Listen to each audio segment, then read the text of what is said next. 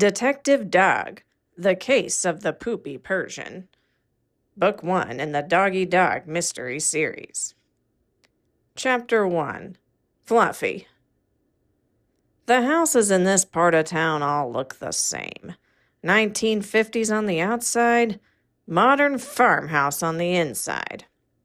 Used to just be farmhouse or country farmhouse, until Joanna Gaines replaced the first spread of gingham wallpaper with white shiplap back in 2013, and the rest is history.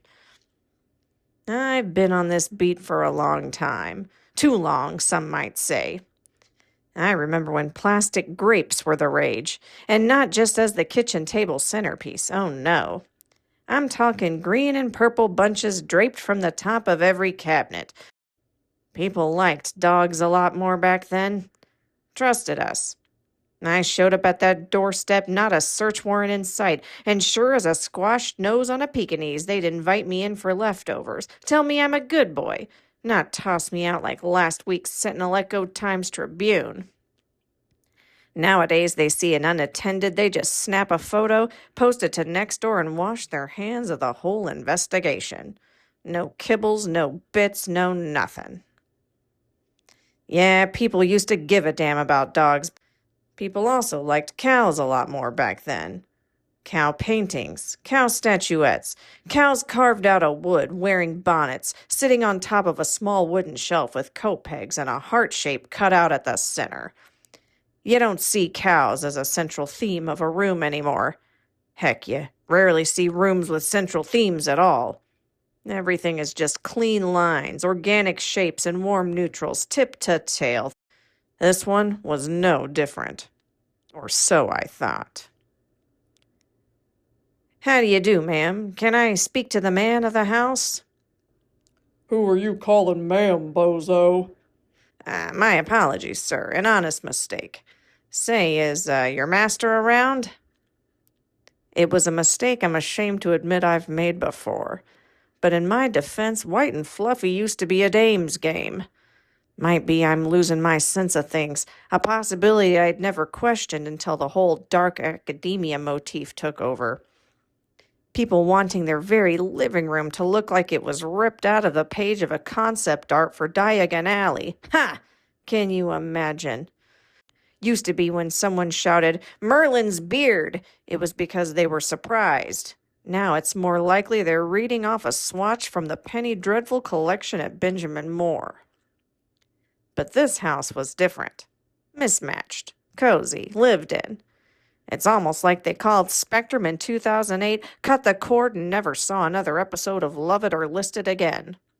Like they don't even scroll home decor Instagram reels at all, much less care to follow along one family's weekend renovation journey to restore a 1930s Cape Cod to its former glory.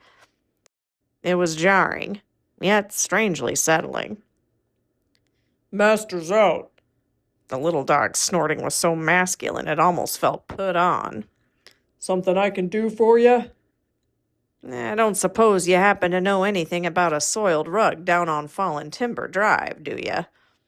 Haha, so you're that private eye for the humans who cares more about their stuff than their pets. What's your name again? The dog detective or something? It's Detective Dog. Not that hard to remember.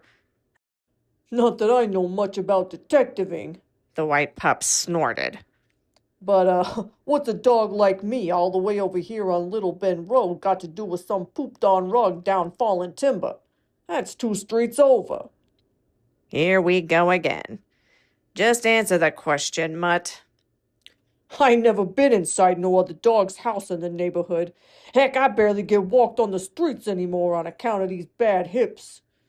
So just say no, you haven't heard of about a soiled rug on Fallen Timber. Unless, of course, you have. The pup snorted again in his dismissive, slightly allergic way. I suggest you ask the pup living in the house with the rug that's got the poop on it. How about you leave the detective work to me and keep your suggestions to yourself? I sneered. You and I both know there's more than one dog lives on that property, and a cat besides. I've got to keep my cool. Look, you're not on trial here, so why the defense? I'm just trying to keep this neighborhood clean. Clean, huh? Well, in that case, maybe you ought to start with your own conscience. Care about a rug more than his fella dog. It was a 100% wool rug, an oriental, added a pop of deep burgundy that really brought balance and dimension to the whole space. I didn't mean to get so defensive, but when a pup downplays the role of a nice rug and how it plays in the overall color palette, I take umbrage. I look at the old fella to gauge his reaction. He's either getting impatient or I've struck a nerve. Or he's hungry, or wants some pets. Hard to say. Huh. I just think you're sniffing around the wrong butts is all. Oh, yeah? And I suppose I'm barking up the wrong tree, too. Is that it? Now I'm the one who's getting impatient. Just tell me what you know, Fluffy. Who are you calling Fluffy? He snarled. Ah, Shih Tzu. I was mixing him up with a Shih Tzu named Fluffy I knew once. Needed a surefire way to recover and de-escalate. Fast. Sorry about that, friend. No need to get sharp. Here, I've got something you can use those teeth on. I throw the kid a bone. He didn't hesitate. Dogs like him are so predictable. I think I've gotten what I need here, I say. I didn't look back as I left the place, but I did hear the door slam shut. As I trot off, a golden rounds the corner. They're a smart lot and inquisitive. I don't need him getting interested, so I popped on my disguise. He walked right on past. I'll get more of what I need tomorrow. For now, it's time to hit my California coastal traditional four-poster.